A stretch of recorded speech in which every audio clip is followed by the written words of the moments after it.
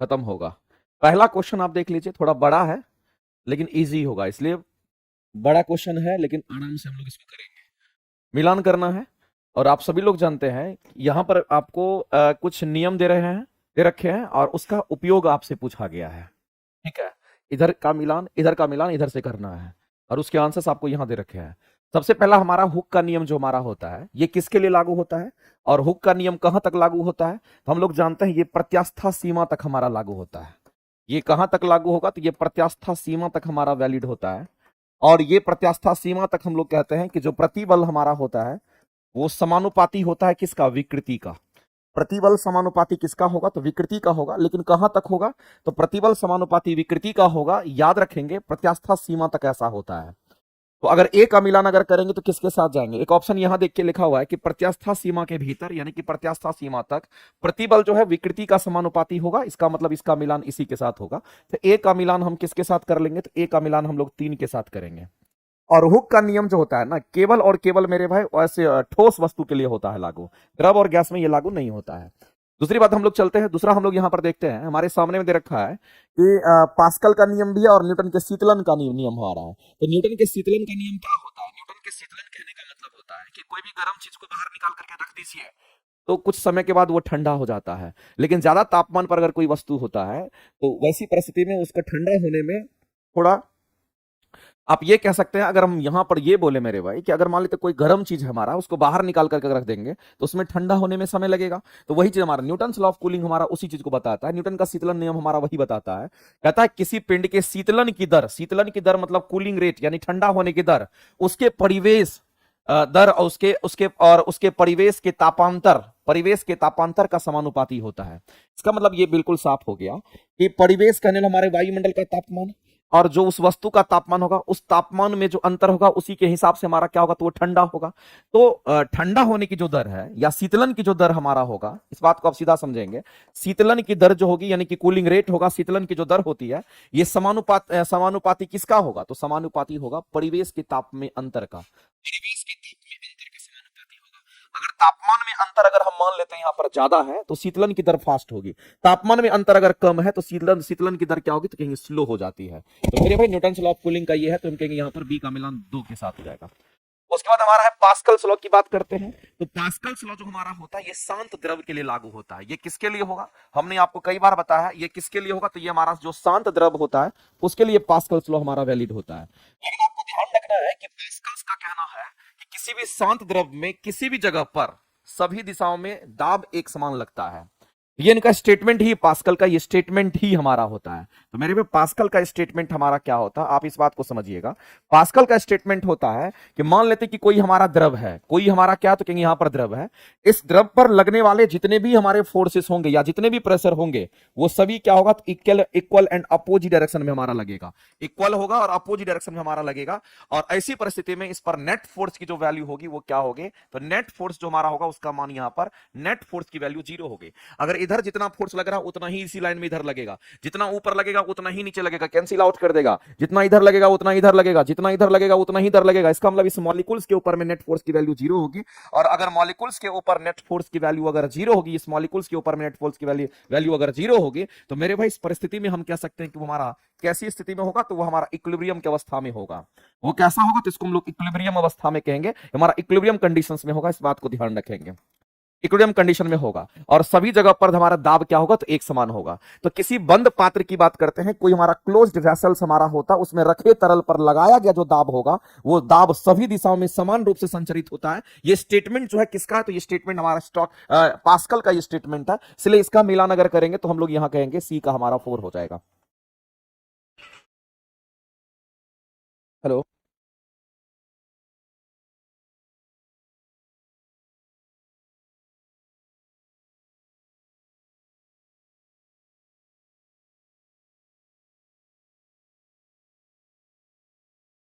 अगला हमारा है स्टोक्स लॉ की हम बात करते हैं। अब देखिए स्टोक्स लॉ की अगर हम बात करते हैं तो स्टोक्स लॉ मेरे भाई ड्रैग फोर्स के बारे में बताता है। ये किसके बारे में बताता है, तो इससे हम लोगों को ड्रैग फोर्स के बारे में पता चलता है, इस बात को ध्यान रखना। अब आपके दिमाग में आ रहा होगा सर ये ड्रैग फोर्स होता क्या है।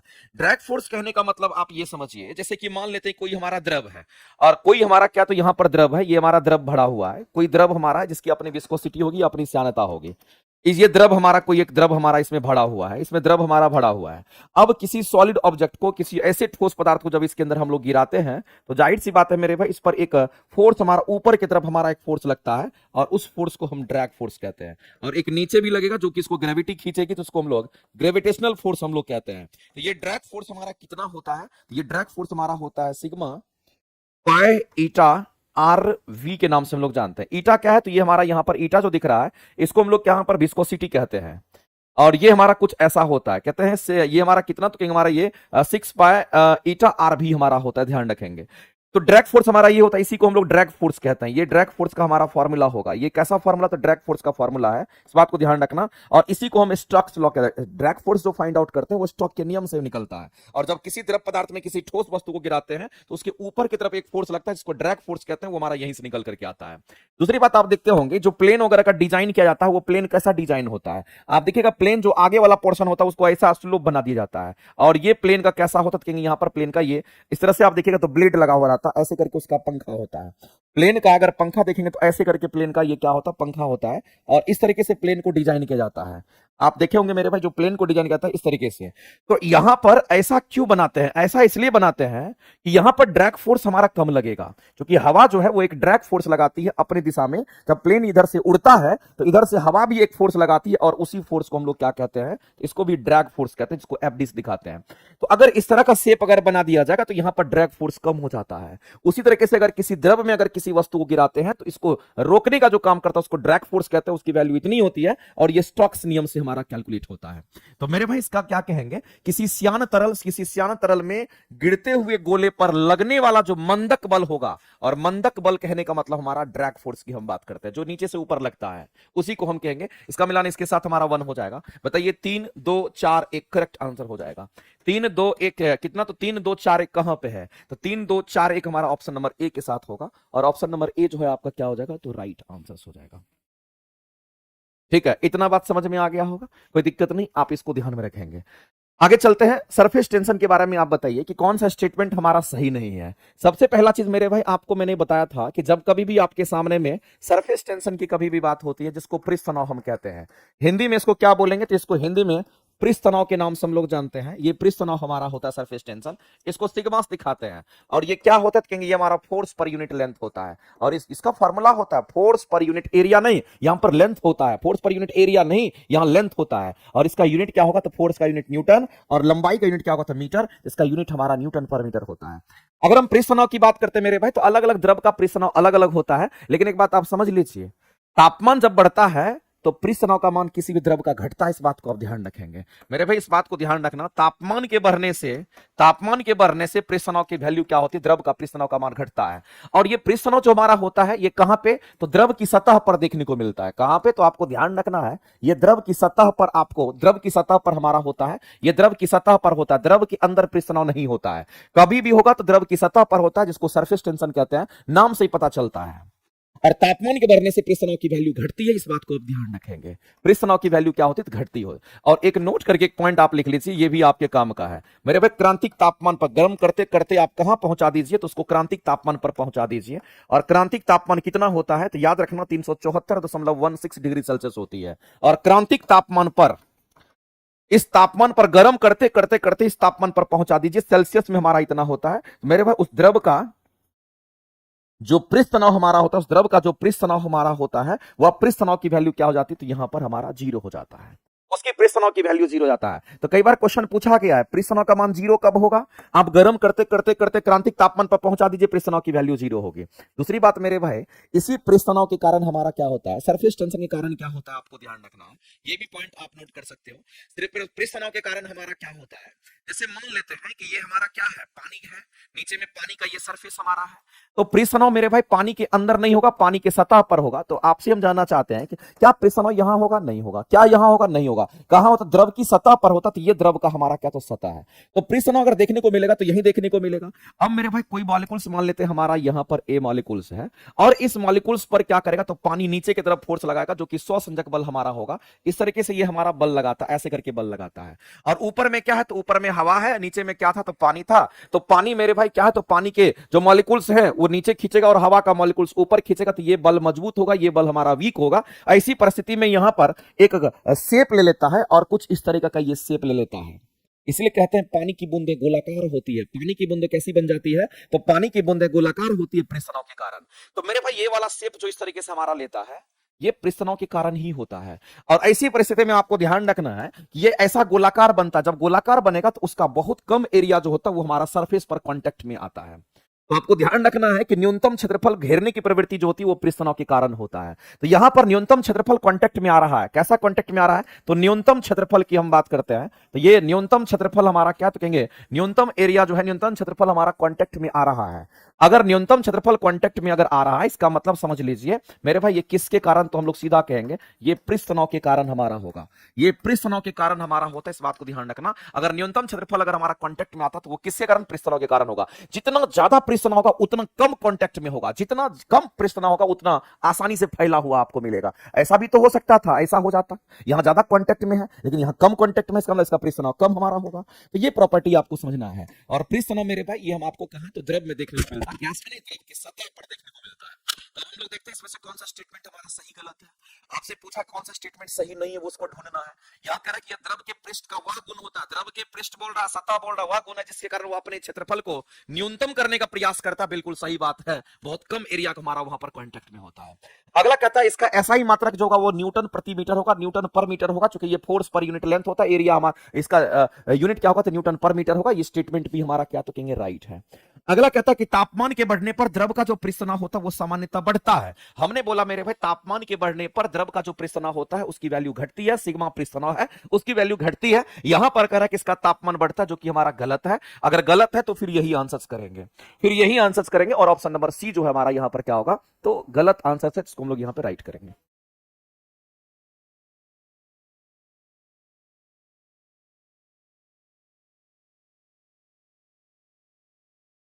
कहां गया, ये हो भाग गया क्या, ये भाग गया क्या?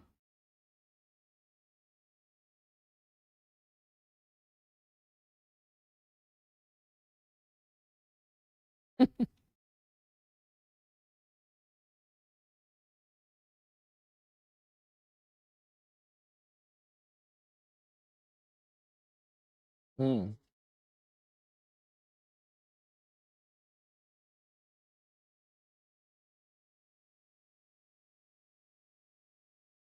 मिलने के लिए।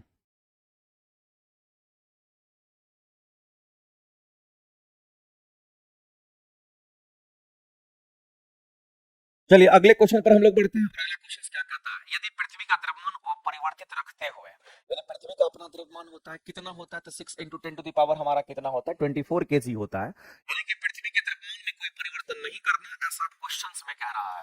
जो द्रव्यमान है उसको कांस्टेंट मान करके चलना, इसमें कोई दिमाग नहीं लगाना है। लेकिन उसकी त्रिज्या को क्या कर देना है, तो उसकी त्रिज्या को आधा कर देना है। पहले त्रिज्या अगर आर है तो बाद की जो त्रिज्या होगी उसको क्या कर देना, तो आधा कर देना है। तब कहता कि बताइए पृथ्वी की सतह पर जो गुरुत्वीय त्वरण है उसके मान में क्या परिवर्तन होगा। मेरे भाई हम सभी लोग जानते हैं पृथ्वी की सतह पर जो जी का मान होता है उसका फॉर्मूला होता है जी एम अपॉन में आर स्क्वायर। ठीक है, ये कहां का, तो पृथ्वी की सतह का है। अब इसमें कह रहा है कैपिटल जी तो हमारा कांस्टेंट होता है, इसमें तो कोई परिवर्तन नहीं होता, और एम में भी कोई परिवर्तन नहीं करना, परिवर्तन इसी में सिर्फ करना है। तो कहेंगे जब इसमें परिवर्तन करेंगे तो जी का मान बदल जाएगा, इसको जी डैश कह दिए, कैपिटल जी वही रहेगा। द्रव्यमान को कोई छेड़छाड़ नहीं करना, जैसा था वैसा ही छोड़ देते हैं। हाँ, त्रिज्या को क्या करना है, तो आधा कर देना है। पहले त्रिज्या अगर आर था तो अब इसको क्या करना है, तो आर बाई 2। ये क्वेश्चन कह रहा करने के लिए इसका स्क्वायर करेंगे। जब इसको सिंप्लीफाई करिएगा तो ये क्या होगा, तो हमारा जी एम अपॉन में आर स्क्वायर हो जाएगा, और 2 का स्क्वायर कितना, तो कहेंगे 4 होगा, और ऊपर हमारा चल जाएगा। इसका मतलब है मेरे भाई ये वाली जो वैल्यू आप देख रहे हैं, इसी को तो हम यहाँ पर स्मॉल जी कह रहे हैं। तो कहीं ना कहीं जी डैश का जो मान हमारा निकल करके आया, ये हमारा कितने के बराबर, तो 4g के बराबर हो जाएगा। जी डैश का मान हमारे पास यहाँ पर 4g के बराबर आ गया, और ये मेरे भाई इस तरह से हमारा हो जाएगा। बताइए जी का मान क्या होगा, तो कहेंगे 4 गुना हो जाएगा। और मैंने बोला था कि ऐसे क्वेश्चंस पर आप प्रैक्टिस जरूर करिए, और फॉर्मूला भी जिस की आपको यहाँ पर लिख दिया गया हिंट के लिए, तो आपको अगर पता रहेगा तभी तो क्वेश्चन को सॉल्व कर पाओगे। और इस तरीके से हम लोग इस क्वेश्चन को ऐसे सॉल्व कर लेते हैं। सी आंसर क्या करेंगे, तो राइट करेंगे। ऑप्शन नंबर सी जो होगा हमारा क्या होगा, तो राइट हो जाएगा। नेक्स्ट, आदर्श गैस के समतापी प्रक्रम जिसको आइसोथर्मल प्रोसेस कहते हैं, उसमें आंतरिक ऊर्जा हमारा क्या होता है। तो सबसे पहले कुछ कंसेप्ट इसमें आप जानिए। अगर हम आदर्श गैस की हम बात करते हैं, तो मेरे भाई आदर्श गैस के लिए हमारा एक कंडीशन होता है कि जो इंटरनल एनर्जी होता है, जिस इंटरनल एनर्जी की हम बात करते हैं, ये इंटरनल एनर्जी हमारा फंक्शन किसका होता है, तो ये केवल और केवल टेम्परेचर का फंक्शन होता है। ये बात आपको ध्यान रखना है, यानी टेम्परेचर का ही फंक्शन कहने का मतलब है इंटरनल एनर्जी जो हमारा होता है, जिसको हम आंतरिक ऊर्जा कहते हैं। किसी भी गैस का अपना एक एनर्जी होता है, आंतरिक ऊर्जा होता है। इसको कैसा एनर्जी कहेंगे, तो इसको हम लोग यहाँ पर आंतरिक ऊर्जा के नाम से जानते हैं। और ये आंतरिक ऊर्जा हमारा फंक्शन किसका, तो टेम्परेचर का। ओनली लिखा हुआ प्रेशर वॉल्यूम का नहीं, वो केवल टेम्परेचर का होगा। और अगर मेरे भाई फंक्शन की बात करते हैं, इसका मीनिंग ये होता है कि कहीं ना कहीं आंतरिक ऊर्जा समानुपाती हमारा किसका होगा, तो कहेंगे टेम्परेचर का होगा। इसका मीनिंग ये होता है। आप ऐसे लिखिए कि आप ऐसे लिखिए, दोनों चीज हमारा सही है। फंक्शन का मतलब हमारा ये हो गया, इसके साथ ये समानुपाती का रिलेशन रखता है, इस बात को ध्यान रखना। अब यहां पर बात आता है कि हम आदर्श गैस के बारे में वो बात जान चुके हैं, और एक कंडीशन है आइसोथर्मल प्रोसेस का। और आइसोथर्मल प्रोसेस हम वैसे प्रोसेस को कहते हैं जिसमें टेम्परेचर हमारा क्या होता है, तो हमारा कांस्टेंट बना रहता है। इसमें टेम्परेचर क्या होगा मेरे भाई, तो हम कहेंगे यहां पर जो टेम्परेचर हमारा होगा ये कांस्टेंट होगा। अगर टेम्परेचर कांस्टेंट होगा, तो जाहिर सी बात है मेरे भाई कि अगर टेम्परेचर कांस्टेंट होगा, अगर ये कांस्टेंट होगा, ये कांस्टेंट होगा, समानुपाती है, तो ये भी कांस्टेंट होगा। अगर टेम्परेचर कांस्टेंट हो गया, तो इंटरनल एनर्जी जो हमारा आंतरिक ऊर्जा है वो भी कांस्टेंट होगा। और किसी भी कांस्टेंट का डिफरेंशिएशन क्या होता है, जीरो होता है। इसका मतलब इसके du की वैल्यू क्या होगी, तो जीरो हो जाएगी। चाहे किसी भी कांस्टेंट का डिफरेंशिएशन आप करिए, उसका डिफरेंस हमेशा जीरो होता है। अगर मेरे पे टेम्परेचर कांस्टेंट, टेम्परेचर में डिफरेंस भी जीरो होगा।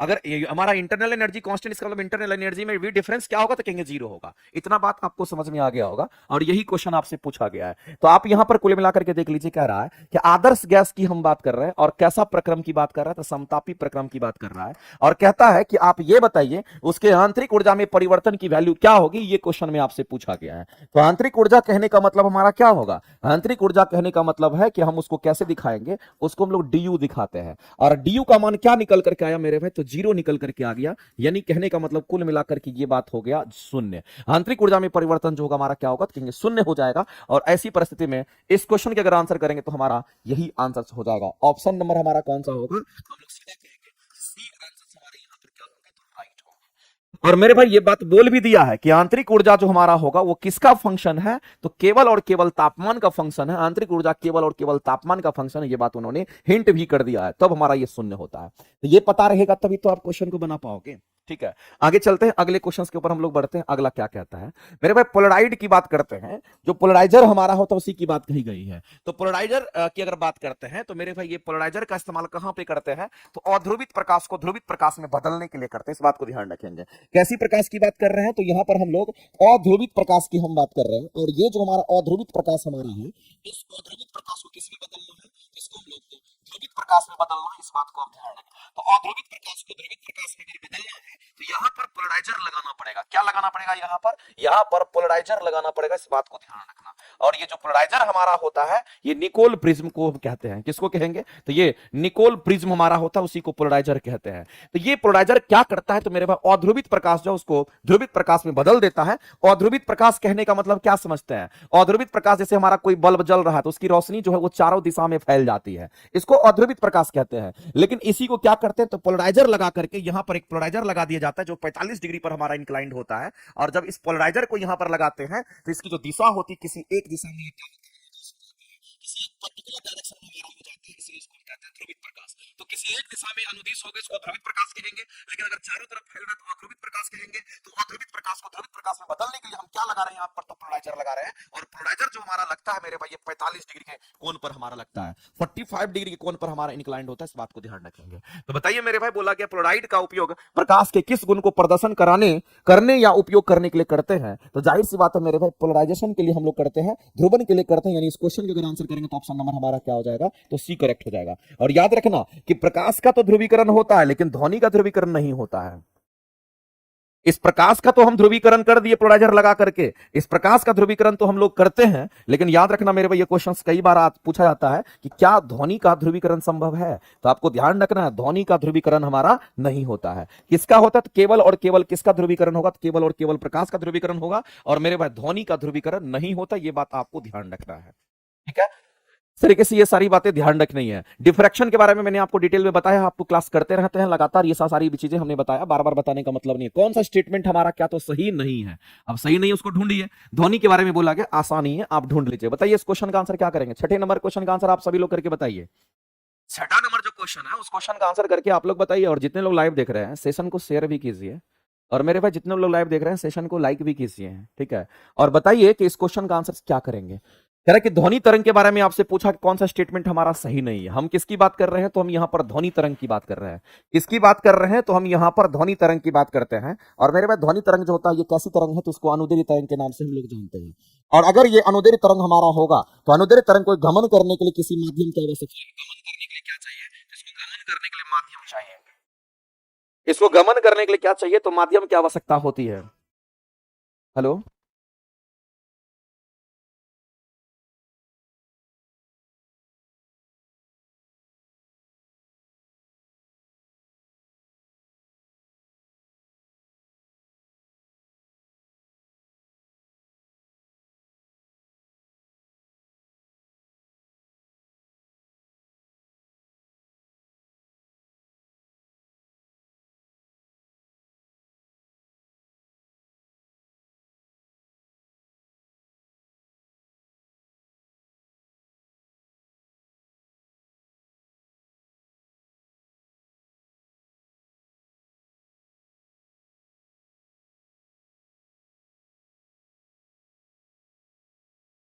मेरे भाई ध्वनि जो है, ध्वनि तरंग जो है निर्वात में गमन नहीं करती, इस बात को ध्यान रखना। ये निर्वात में गमन नहीं करती है। ये कहां पर निर्वात में गमन नहीं करती, इस बात को आप ध्यान रखेंगे। निर्वात में गमन नहीं करती, ये बात आपको ध्यान रखना। उसको गमन करने के लिए माध्यम चाहिए। माध्यम का मतलब क्या होता है? ठोस होता है, या फिर माध्यम का मतलब द्रव होता है, या फिर माध्यम का मतलब गैस होता है। दूसरी बात आपको ध्यान रखना, जो अनुदैर्ध्य तरंग होता है इसको हम लोग कहते हैं, ये हमारा यांत्रिक तरंग हमारा कहलाता है। ये कैसी तरंग है? तो इसको यांत्रिक तरंग के नाम से हम लोग जानते हैं। ये कैसी तरंग? तो इसको यांत्रिक तरंग कहते हैं, इस बात को ध्यान रखिएगा। देखिए तो चेक करिए तो एक बार, ये चीज आपको ध्यान रखना है। अब मेरे भाई यहां पर चलते हैं और इसमें से ढूंढते हैं कौन सा सही स्टेटमेंट नहीं है। पहला है कि अनुदैर्ध्य तरंग है, बिल्कुल सही स्टेटमेंट है। दूसरा है ध्वनि तरंग को संचरण के लिए क्या चाहिए? तो माध्यम चाहिए, बिल्कुल सही बात है। ध्वनि की चाल कह रहा है कि ध्वनि की चाल कह रहा है निर्वात में, किसमें? तो निर्वात में कह रहा है, निर्वात में सबसे अधिक होती, जो कि गलत है। निर्वात में तो मेरे पास ध्वनि चलता ही नहीं है, ये गलत है, तो यही आंसर करेंगे। और आप लोगों का भी सी आंसर इसमें आ गया होगा, ऑप्शन नंबर सी करेक्ट हो जाएगा। ठीक है, आगे चलते हैं। अगला क्वेश्चन है कि प्रकाश के अपवर्तन के बारे में कौन सा स्टेटमेंट हमारा सही नहीं है? बताइए। कह रहा है कि जब प्रकाश विरल माध्यम से सघन माध्यम में जाता है तो अविलंब की ओर झुक जाता है। मेरे पास सघन से विरल जाएगा, सॉरी विरल से सघन जाएगा तो अविलंब की ओर झुक जाता है, इसका मतलब ये सही है।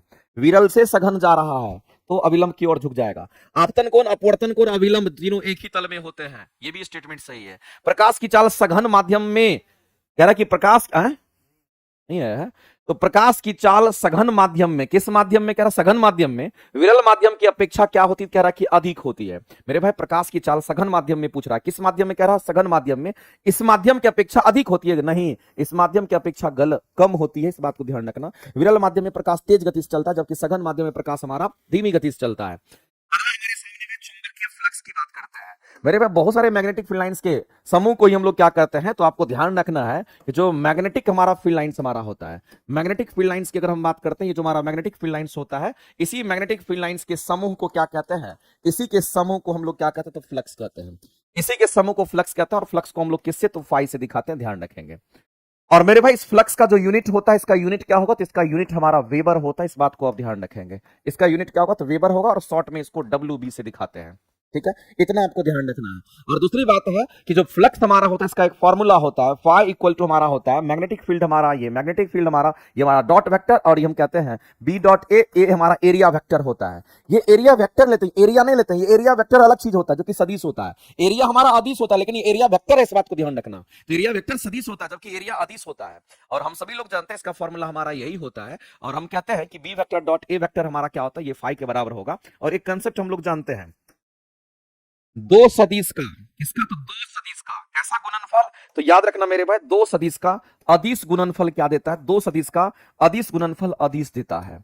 दो सदिश का कैसा? तो अदिश गुणनफल की बात करते हैं। ये दो सदिश का अदिश गुणनफल क्या देता है? तो आपको ध्यान रखना है, ये अदिश होता है, ये बात आपको ध्यान रखना है, ये अदिश होता है। आप कहेंगे सर दो सदिश में कौन कौन सा आएगा? तो एक तो सदिश हमारा मैग्नेटिक फील्ड का, जिसको चुंबकीय क्षेत्र कहते हैं, और दूसरा सदिश हमारा एरिया वेक्टर है, इस बात को ध्यान रखना। ये दोनों सदिश है, और दोनों सदिश का कैसा गुणनफल? तो हम कहेंगे यहां पर हमारा डॉट प्रोडक्ट, जिसको अदिश गुणनफल को हम डॉट से दिखाते हैं, ये डॉट प्रोडक्ट होता है।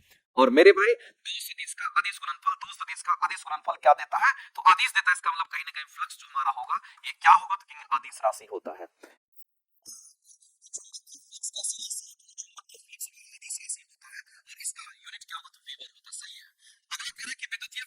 सही है, आप आंसर करेंगे कौन सा स्टेटमेंट सही है, तो केवल वन आपका सही हो जाएगा, ध्यान रखेंगे। और याद रखेंगे मेरे भाई, ए क्या है? तो एरिया नहीं है, ए हमारा एरिया वेक्टर होता है। ठीक है, आगे चलते हैं। अगला क्वेश्चन देखते हैं, कार्य फलन वर्क फंक्शन किसी धातु की सतह के लिए क्या दर्शाता है? मेरे भाई कार्य फंक्शन जो हमारा होता है, वर्क फंक्शन की अगर हम बात करते हैं, इसी वर्क फंक्शन की अगर हम बात करते हैं, तो ये वर्क फंक्शन जो हमारा होता है, ये थ्रेशोल्ड एनर्जी को बताता है। ये किसको बताता है? तो आपको ध्यान रखना है, इसको हम लोग कहते हैं, ये हमारा थ्रेशोल्ड एनर्जी को बताता है, इस बात को ध्यान रखेंगे। ये किसको बताता है? कहेंगे यहां पर हमारा थ्रेशोल्ड एनर्जी को बताता है। थ्रेशोल्ड एनर्जी हमारा क्या होता है? तो ये न्यूनतम ऊर्जा हमारा होता है, वह न्यूनतम ऊर्जा, जिस न्यूनतम ऊर्जा के कारण क्या होता है, किसी भी धातु की प्लेट से इलेक्ट्रॉन का इमिशन स्टार्ट हो जाता है, उत्सर्जन स्टार्ट हो जाता है, उसी को हम लोग यहां पर क्या कहते हैं? थ्रेशोल्ड एनर्जी कहते हैं। थ्रेशोल्ड एनर्जी हमारा न्यूनतम ऊर्जा के रूप में होता है। ये कैसा ऊर्जा होगा? तो ये न्यूनतम ऊर्जा होता है। जैसे मान लेते हैं हमारे पास क्या है, एक मेटल का प्लेट है हमारे पास, क्या है? तो यहां पर हम लोग सीधा कहेंगे, एक हमारा मेटल का यहां पर क्या तो प्लेट है, और इस मेटल के प्लेट पर मान लेते हैं यहां पर सन है, तो सन की प्रकाश पड़ेगी, सूरज की प्रकाश इस पर पड़ेगी, और जब सूरज की प्रकाश इस पर जैसे ही पड़ती है, तो मेरे भाई यहां पर इलेक्ट्रॉन इलेक्ट्रॉन का बॉन्डिंग होता है। इलेक्ट्रॉन जो है, एक इलेक्ट्रॉन दूसरे इलेक्ट्रॉन के साथ मेटल में हमारा बॉन्ड बना के बैठा होता है। जैसे इसको एनर्जी मिलता है, ये एनर्जी बॉन्ड को क्या कर, एनर्जी क्या करता है? तो बॉन्ड को तोड़ देता है। अब ये इलेक्ट्रॉन हमारा क्या होगा? तो इलेक्ट्रॉन फ्री हो जाता है, और यहीं से ये इलेक्ट्रॉन का निकलना यहां से स्टार्ट हो जाता है, इलेक्ट्रॉन इमिशन हो जाता है। तो मेरे भाई जिस एनर्जी की जरूरत होती है बॉन्ड को तोड़ने में, जिस एनर्जी की जरूरत होती है बॉन्ड को तोड़ने में और इलेक्ट्रॉन को बाहर करने में, वह न्यूनतम ऊर्जा, उसी न्यूनतम ऊर्जा को क्या कहते हैं? थ्रेशोल्ड एनर्जी कहते हैं, इस बात को आप ध्यान रखेंगे।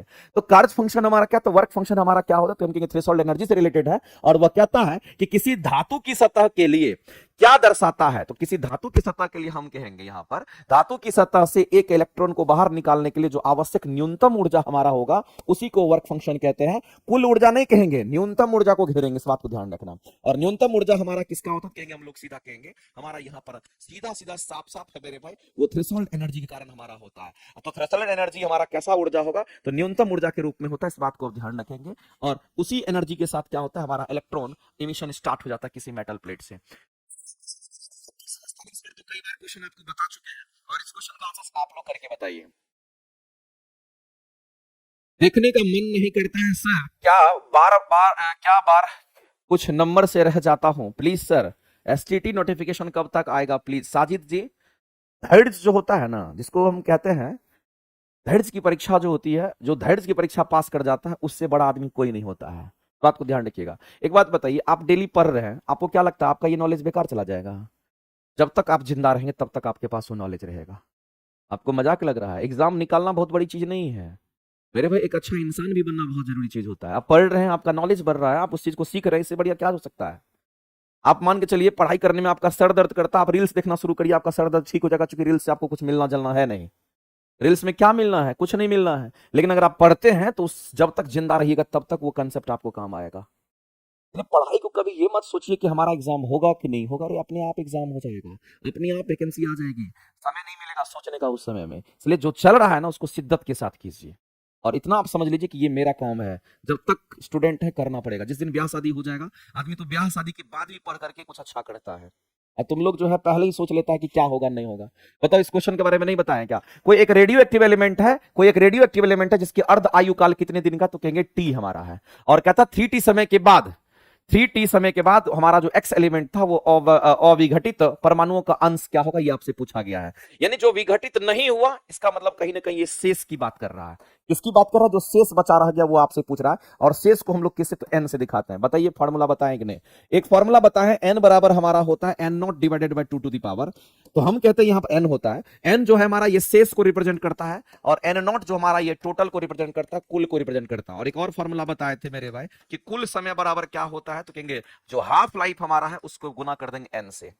यही दो फॉर्मूला हमारा यूज होता है, इसी को आप संभाल नहीं पाते हैं। और आपसे पूछा क्या गया, तो आपसे कहीं कहीं अगर शेष पूछा गया जो विघटित नहीं हुआ है वो पूछा गया, अविघटित की चीज बारे पूछा, इसका मतलब n निकालना पड़ेगा आपको, स्मॉल n निकालना पड़ेगा। स्मॉल n कहां से निकलेगा? इस फॉर्मूला से निकलेगा। और आपको मेरे भाई यहां पर टोटल समय दे रखा है, ये 3t जो है ये आपको कहीं ना कहीं यहां पर कुल समय की बता रहा है, ये कुल समय को बता रहा है। बताइए कुल समय कितनी देर का है? तो आप कहेंगे सर कुल समय हमारा कितनी देर का, तो ये हमारा 3t है। और हाफ लाइफ क्या है? तो कहेंगे हाफ लाइफ हमारा अर्ध आयु काल वो t दे रखा है, यहां से n नहीं निकल जाएगा, t से t को काट दीजिए, n की वैल्यू कितनी होगी? तो कहेंगे 3 हो जाएगा। अब n का मान अगर 3 निकल गया तो शेष वाला फॉर्मूला को उठा के लाइए, और n इक्वल टू n जोड़ 2 to the power n0 divide by 2 to the power हमारा n हो जाएगा। इसको निकालना है, शेष को निकालना, जो विघटित नहीं हुआ उसको निकालना है। तो n नॉट क्या होता है? टोटल मान की हम बात करेंगे, इसको 1 मान लेते हैं। और n की वैल्यू कितनी आई है? तो n का वैल्यू मेरे भाई 3 आया है, तो 2 का पावर 3 कर दी, इसकी वैल्यू कितनी होगी? तो 1/8 रह जाएगी। यानी कहने का मतलब है मेरे भाई शेष जो बचा रह जाएगा वह 1/8 भाग शेष बचा रह जाएगा, जो विघटित नहीं हुआ उस रेडियो एक्टिव एलिमेंट का। और इस क्वेश्चन के आंसर क्या करोगे? तो ऑप्शन नंबर सी करेक्ट हो जाएगा। कितनी बार करा चुके हैं इस पर क्वेश्चन?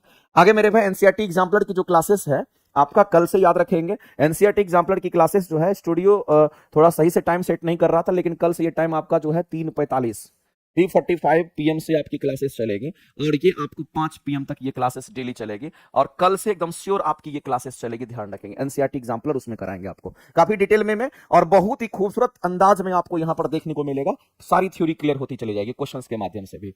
मेरे भाई ओम के नियम की हम बात करते हैं तो आपको ध्यान रखना है हम किसकी बात कर रहे हैं, तो हम यहां पर ओम्स लॉ की बात करते हैं। और जो ओम का नियम हमारा होता है ये हमारा एट कांस्टेंट टेम्परेचर पर डिफाइंड होता है। सबसे पहला बात तो आपको ये ध्यान रखना है, ये किस पर? तो कांस्टेंट टेम्परेचर पर डिफाइंड होता है।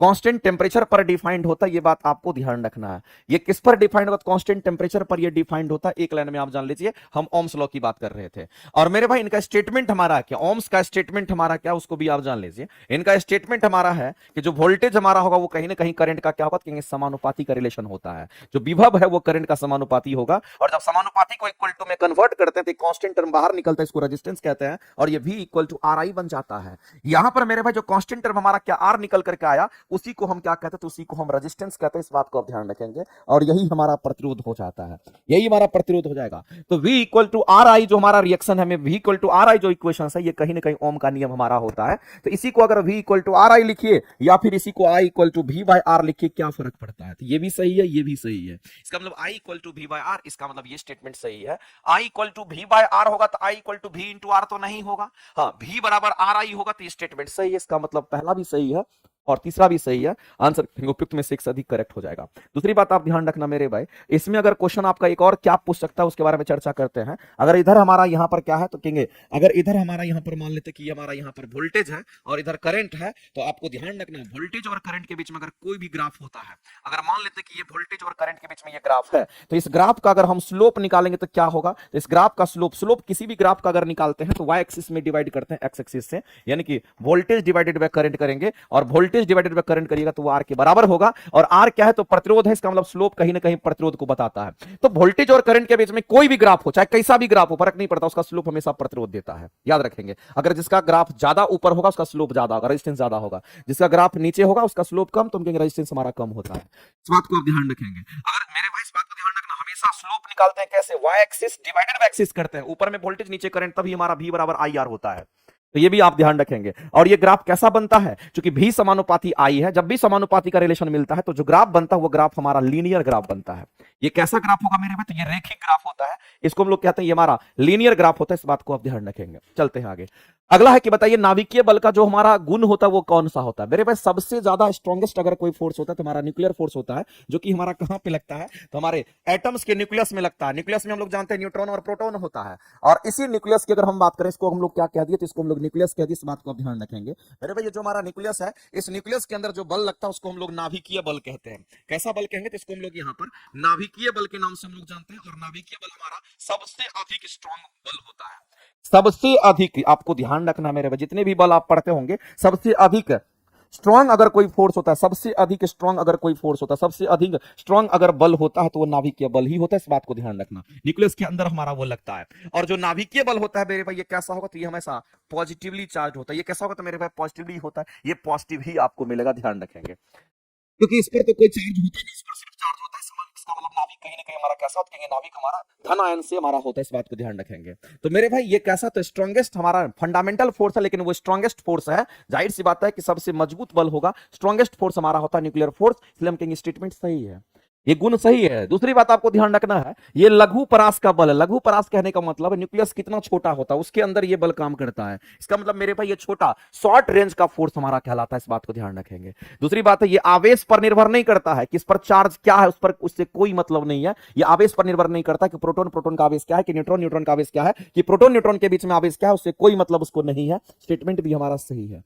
दूसरा बात मेरे भाई कहता है कि ये एक संतृप्त बल हमारा होगा। बिल्कुल मेरे भाई, ये सैचुरेटेड फोर्स होता है। एक हमारा न्यूट्रॉन होता है, तो एक हमारा प्रोटॉन होता है, और एक न्यूट्रॉन एक प्रोटॉन के बीच में जो बल हमारा लगेगा, हम कहेंगे दोनों सैचुरेटेड होगा, सिंगल बॉन्ड के साथ जुड़ा हुआ रहता है, और सिंगल बॉन्ड हमारा सबसे मजबूत बॉन्ड होता है। इसलिए हम कहेंगे ये चारों स्टेटमेंट हमारे सही हैं। और इस परिस्थिति में इस क्वेश्चन का अगर आंसर करेंगे तो ऑप्शन नंबर हमारा सी करेक्ट हो जाएगा। ऑप्शन जो होगा मेरे भाई, यहां पर कौन सा कहेंगे, यहां पर हमारा सी राइट हो जाएगा, ध्यान रखेंगे। किसको कहते हैं, क्या मेजरमेंट करते हैं, तो आप एक बात जान लीजिए मेरे भाई। एक तो हमारा होता है उष्माधारिता, एक हमारा होता है उष्माधारिता। और उष्माधारिता को हम लोग क्या कहते हैं, इसको हम लोग यहाँ पर हीट कैपेसिटी कहते हैं। इसको हीट कैपेसिटी कहते हैं, और हीट कैपेसिटी को हम लोग सी से दिखाते हैं। इस बात को ध्यान रखना। लेकिन अगर हम लोगों को विशिष्ट उष्माधारिता चाहिए, क्या चाहिए, अगर हम लोगों को यहाँ पर विशिष्ट उष्माधारिता चाहिए, तो मेरे भाई इसके लिए एक ही चीज है कि इसका पीछे एक ही कंसेप्ट होता है कि हम लोगों को विशिष्ट उष्मा अगर धारिता चाहिए तो क्या करेंगे। तो इसके लिए हम लोग क्या करेंगे, तो इसके लिए हम कहेंगे उष्माधारिता जो दे रखा है, उस उष्माधारिता में हम किससे डिवाइड करेंगे कि वह विशिष्ट बन जाएगा। तो मेरे भाई उष्माधारिता में किससे डिवाइड करेंगे कि वह विशिष्ट बन जाएगा, तो कहेंगे मास से डिवाइड करेंगे। किसी भी चीज को अगर विशिष्ट बनाना होता है तो उसमें मास से डिवाइड करना होता है। तो मेरे भाई उष्माधारिता को क्या करना है, तो विशिष्ट बनाना, विशिष्ट उष्माधारिता बनाना है, तो उस उष्माधारिता में मास से डिवाइड करना है। क्योंकि उष्माधारिता का यूनिट अलग होगा और विशिष्ट उष्माधारिता का यूनिट हमारा अलग होता है। अगर इसका यूनिट अगर निकालेंगे तो सी इंटू डेल्टा टी, और सी हमारा उष्माधारिता है, तो सी बराबर क्यू अपन में डेल्टा टी हो जाएगा। और क्यू क्या, तो उष्मा है, उष्मा एक प्रकार का ऊर्जा, ये जूल पर हमारा केल्विन होगा। लेकिन यहां पर अगर देखेंगे इसके यूनिट की अगर बात करेंगे, तो मेरे भाई ये बात पता चल गया कि उष्माधारिता का यूनिट हमारा जूल पर केल्विन होगा। तो जूल पर केल्विन आप लिख लीजिए, और नीचे में आपका द्रव्यमान भी है तो केजी भी होगा। जूल पर केजी केल्विन हमारा इसका यूनिट होता है, दोनों अलग चीज है। इस बात को ध्यान रखेंगे। तो एक उष्माधारिता होता है, एक विशिष्ट उष्माधारिता होता है। ये बात आपको समझ में आ गया होगा।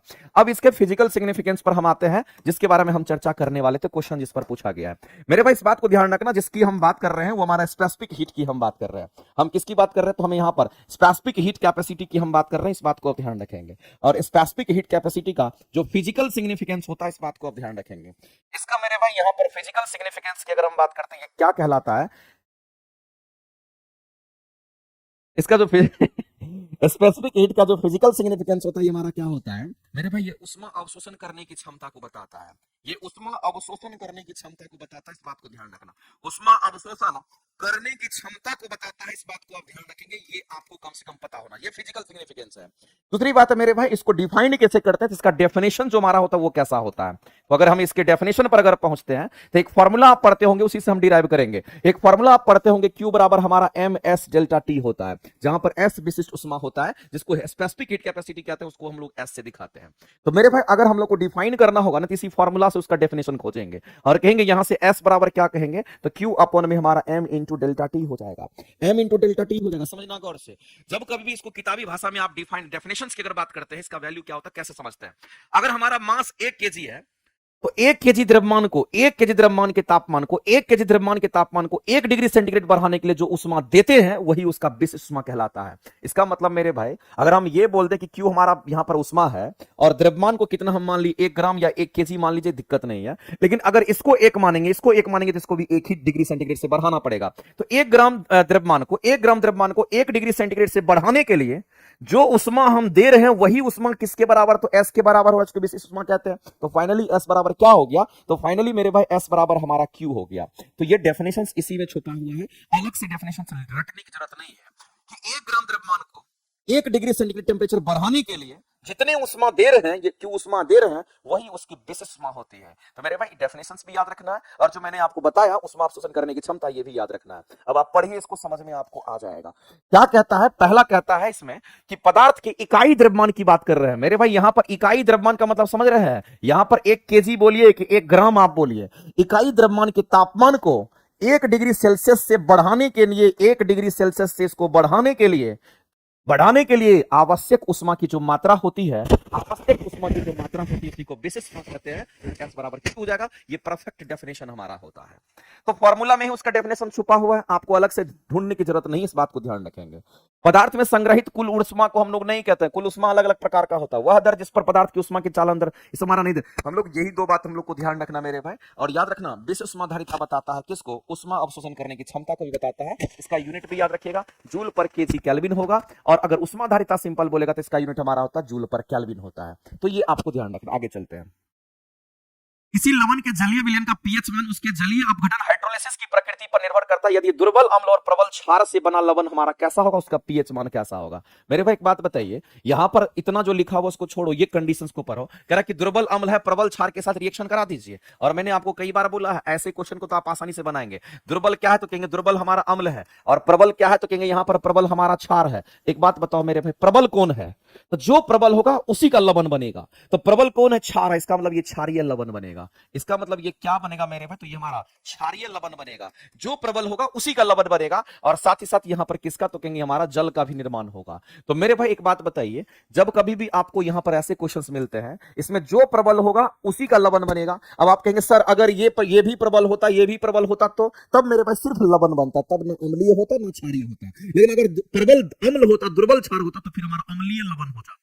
अब बताइए मेरे भाई, अगर कोई क्षारीय लवण हमारा बन करके आया, यहाँ जो कोई क्षारीय लवण बन करके आया, इसका मतलब है सिर्फ लवण है तो पीएच मान 7 होगा, लेकिन क्षारीय लवण है तो उसका पीएच मान क्या होगा, कहेंगे 7 से हमारा ज्यादा होगा।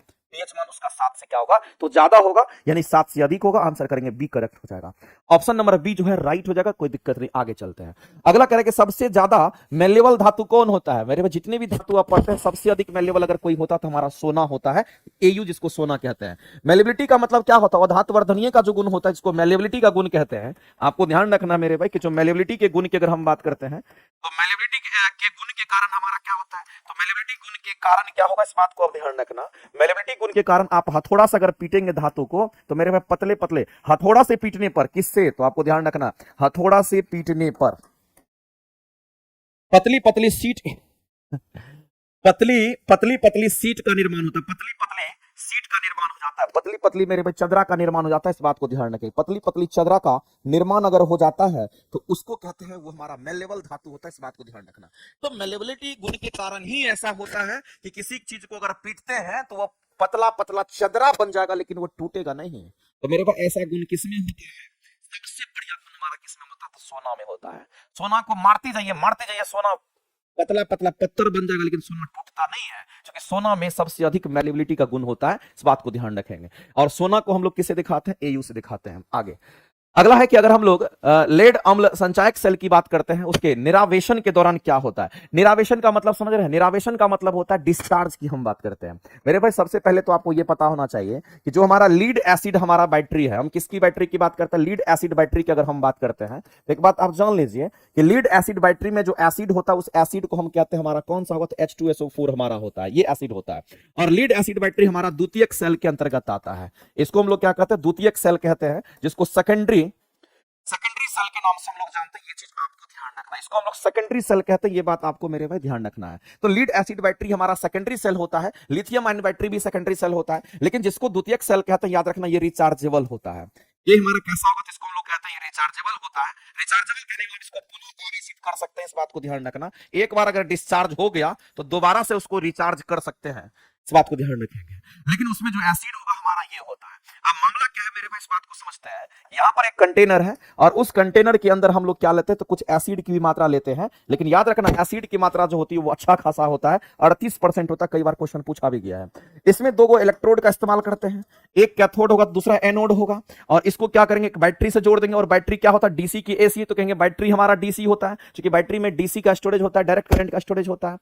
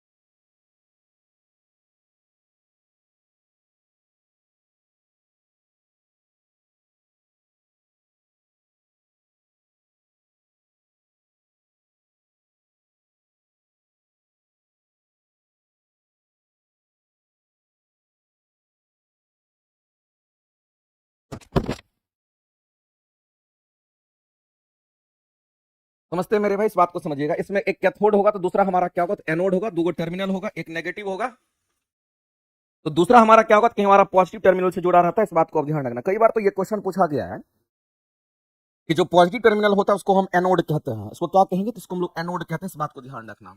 इसको हम लोग एनोड कहते हैं, पॉजिटिव टर्मिनल से जुड़ा हुआ एनोड कहते हैं। और इसको क्या कहेंगे, तो इसको कैथोड कहते हैं। मेरे भाई इस बात को ध्यान रखना, एनोड जो हम बनाते हैं वो किसको बनाते हैं, लीड के ऑक्साइड्स को बनाते हैं। लेड ऑक्साइड्स हमारा एनोड होता है, जबकि कैथोड जिसको हम बनाते हैं उसको हम कहते हैं कि वो हमारा लेड होता है। और इसके अंदर जो सॉल्यूशन हमारा यूज होता है उस सॉल्यूशन में पानी भी होता है, लेकिन उस सॉल्यूशन में सबसे अधिक मात्रा में अगर कोई चीज होता है वो मेरे भाई H2SO4 होता है।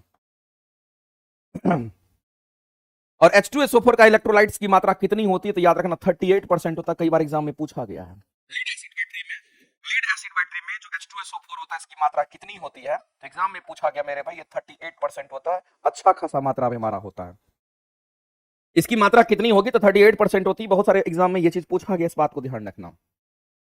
अब कह रहा है यहां पर क्वेश्चन, जो हमारा सीसा संचायक सेल है, जिसको लीड एसिड बैटरी या सीसा संचायक सेल भी इसको कहते हैं, इसको मेरे भाई क्या बोलेंगे, तो इसी को हम लोग यहां पर सीसा संचायक सेल के नाम से जानते हैं। नाम कोई भी रहे फर्क नहीं पड़ता है, आपको ये समझ में आना चाहिए। इसके बीच में जो रिएक्शन हमारा होगा क्या होगा, तो अगर रिएक्शन को अगर देखना चाहते हैं, इसमें हमारा एक तरफ तो हमारा लेड है और दूसरी तरफ हमारा क्या है, तो लेड का ऑक्साइड्स है, PbO2 की हम बात कर रहे हैं। और साथ ही साथ इसमें हम क्या मिला दिए, तो एक सॉल्यूशन जिसको इलेक्ट्रोलाइट्स कहते हैं। जो इलेक्ट्रोलाइट्स हमारा किस रूप में है, तो H2SO4 के रूप में है। और जब ये इसके साथ रिएक्शन करता है तो ये बनाता है मेरे भाई लेड सल्फेट, PbSO4 का निर्माण करेगा और पानी की मात्रा को क्या करता है, अलग कर देता है। ये रिएक्शन हमारा होता है। लेकिन आपको ध्यान रखना है, क्योंकि ये बैटरी हमारा क्या होता है, तो कहेंगे रिचार्ज होता है, डिस्चार्ज होता है, रिचार्ज होता है, डिस्चार्ज होता है। इसका मतलब कहीं ना कहीं इसमें रिवर्सिबल रिएक्शन होता है। कैसा रिएक्शन होगा, तो इसमें रिवर्सिबल रिएक्शन होता है। एक बार इससे अगर ये बनेगा तो इससे ये भी बनेगा। अगर ये डिस्चार्ज होगा तो फिर से रिचार्ज हो जाएगा, नहीं तो मेरे भाई पुनः आवेशित इसको हम कर ही सकते हैं। इसका मतलब है अगर ये डिस्चार्ज हुआ फिर से रिचार्ज अगर हो रहा है, इसका मतलब ये रिवर्सिबल रिएक्शन हमारा होगा। और रिवर्सिबल रिएक्शन को हम लोग क्या कहते हैं, तो हम लोग उसको उत्क्रमणीय अभिक्रिया के नाम से हम लोग जानते हैं। ये कैसी अभिक्रिया होगी तो मेरे भाई इसको हम लोग सीधा कहेंगे यहां पर रिवर्सिबल रिएक्शन होगा, ये बात आपको ध्यान रखना है। ये कैसा रिएक्शन होगा तो इसको हम लोग कहेंगे यहां पर हमारा ये रिवर्सिबल रिएक्शन होता है, और रिवर्सिबल रिएक्शन को हम लोग उत्क्रमणीय अभिक्रिया के नाम से जानते हैं। इसको क्या बोलेंगे तो इसको हम लोग उत्क्रमणीय अभिक्रिया कहते हैं, इस बात को ध्यान रखना। इसमें कैसी अभिक्रिया होती है तो इसमें उत्क्रमणीय अभिक्रिया होती है, इस बात को ध्यान रखेंगे। तो मेरे भाई हमने क्या किया, एनोड पर हमारा क्या तो लेड ऑक्साइड है, कैथोड पर क्या तो कहेंगे लेड है, और इसमें जो हमारा इलेक्ट्रोलाइट्स है वो क्या है H2SO4 है। इन तीनों को मिला दीजिएगा, इन तीनों को मिला दिए तो रिएक्शन स्टार्ट हो गया और बन गया लेड सल्फेट और साथ में H2O बना है। लेकिन यहां कह रहा मेरे भाई कि जब कभी भी हमारा ये डिस्चार्ज होता है तो डिस्चार्ज जब कभी भी हमारा होगा तो क्या बनेगा, ये क्वेश्चन आपसे पूछा गया है। तो अगर हम आवेशित करेंगे तो ये बनेगा, अगर हम आवेशित करेंगे तो ये बनेगा। मेरे भाई डिस्चार्ज अगर होता है ना तो इससे ये बनता है, इस बात को ध्यान रखना। डिस्चार्ज होगा तो इससे ये बनेगा, इस बात को आप ध्यान रखेंगे। अगर हम आवेशित करते हैं, चार्ज करते हैं तो इससे ये बनता है, तो डिस्चार्ज करने पर इससे ये बनता है, इस बात को ध्यान रखना। तो क्वेश्चन में कह रहा है कि जो एनोड होगा हमारा लेड होगा, बिल्कुल सही बात है। नहीं, एनोड जो है वो हमारा लेड नहीं, एनोड जो हमारा लेड ऑक्साइड्स होता है, और एनोड में लेड ऑक्साइड है, इसका मतलब मेरे भाई ऑक्सीजन के साथ प्रतिक्रिया किया, इसका मतलब एनोड का ऑक्सीकरण होता है, ये भी ध्यान रखना। इसको कहते हैं एनोड है, और एनोड का क्या होगा कि यहाँ पर ऑक्सीकरण हो जाता है, ऑक्सीडेशन समझिए। इसको कहते हैं एनोड का क्या होगा तो ऑक्सीडेशन होता है, नोट करके लिख लेना। और कैथोड का क्या होगा तो मेरे भाई इसमें ऑक्सीजन तो है नहीं, इसका मतलब इसका रिडक्शन हो जाता है। इसका क्या होगा तो कहेंगे ये हमारा यहाँ पर इसका रिडक्शन हो जाता है, इसका रिडक्शन हो जाता है। यहाँ अवकरण होगा तो यहाँ ऑक्सीकरण होता है, कई बार पूछता भी है। तो यहाँ एनोड जो है वो लेड होगा, गलत बात है मेरे भाई। कैथोड को बोल दिया, ये उल्टे बोल रहा है, ये पूरे गलत हो गया, ये तो गलत हो गया हमारा। सल्फ्यूरिक अम्ल की सांद्रता जो होती है वो कह रहा है कि सल्फ्यूरिक अम्ल की सांद्रता घटती है, जाहिर सी बात है मेरे भाई यहाँ पर डिस्चार्ज होने की बात कर रहा है। किसकी बात कर रहा है तो ये हमारा डिस्चार्ज होने की बात कर रहा है, और जब डिस्चार्ज होता है तो सल्फ्यूरिक अम्ल की सांद्रता घटती है। क्यों घटती है उसके बारे में हम चर्चा करके बता देंगे। लेकिन ये कैसा रिएक्शन है तो ये एक रिवर्सिबल रिएक्शन है, ये तो हमारा सही है। आपसे पूछा क्या गया है, पूछा गया मेरे भाई इसमें से क्या कौन सही कौन गलत, वो बोला ही नहीं है। बोलना तो चाहिए था कौन सही कौन गलत, उसके हिसाब से हम आंसर करते हैं। यहां पर मेरे भाई इस बात को, सेल का ईएमएफ घटता है। अब देखिए सेल का जो ईएमएफ हमारा होता है, ये जो ईएमएफ हमारा होता है ये समानुपाती होता है किसका तो सल्फ्यूरिक अम्ल की सांद्रता का, इस बात को ध्यान रखेंगे। H2SO4 की जो सांद्रता होती है ना, इसका समानुपाती होता है, इसका समानुपाती, ये रिलेशन याद रखना। तो अगर मान लेते हैं सांद्रता अगर घटेगी तो जाहिर सी बात ईएमएफ भी हमारा घट जाएगा। तो मेरे पास सांद्रता घटेगी तो ईएमएफ भी हमारा घट जाएगा, और ये एक रिवर्सिबल रिएक्शन होगा। इसमें मेरे पास क्वेश्चन आपसे ये पूछा गया है कि बताइए कि डिस्चार्ज के दौरान हमारा क्या होगा, सांद्रता घटेगा या सांद्रता हमारा बढ़ेगा। एक्चुअली में ये समझना है मेरे को, डिस्चार्ज की जब हम बात करते हैं ना तो डिस्चार्ज, सॉरी डिस्चार्ज में आपको ये ध्यान रखना है, जब डिस्चार्ज करता है तो इससे ये बनता है, और रिचार्ज होगा तो इससे ये होता है, ऐसा याद रखना। हमने आपको उल्टा बोल दिया था, इसको आप ध्यान रखेंगे। अगर डिस्चार्ज होगा तो इससे ये बनेगा, ये डिस्चार्ज के लिए है। और अगर फिर से अगर आवेशित करते हैं तो वो क्या बनेगा, तो फिर से अगर आवेशित करेंगे तो इससे हमारा ये बनता है, इस बात को ध्यान रखें। अब मेरे में जब डिस्चार्ज करेंगे इससे ये बनेगा तो H2SO4 की जो सांद्रता होती है वो घट जाती है। इसलिए अगर इसकी सांद्रता यहां पर घटती है तो मेरे भाई ईएमएफ जो सेल का ईएमएफ होता है वो भी हमारा घट जाता है। और दूसरी बात है मेरे भाई, इससे ये होगा तो इससे ये भी होगा, इसका मतलब ये रिवर्सिबल है, उत्क्रमणीय अभिक्रिया है, तो ये हमारा गलत है। और ये तीनों की तीनों स्टेटमेंट हमारे क्या है तो ये सही है। 2 3 4 स्टेटमेंट हमारा क्या है तो सही है। क्वेश्चन क्या पूछा है, या तो टाइप राइटिंग में गलती किया है, हम एक बार चेक कर लेते हैं इसमें पूछा क्या है।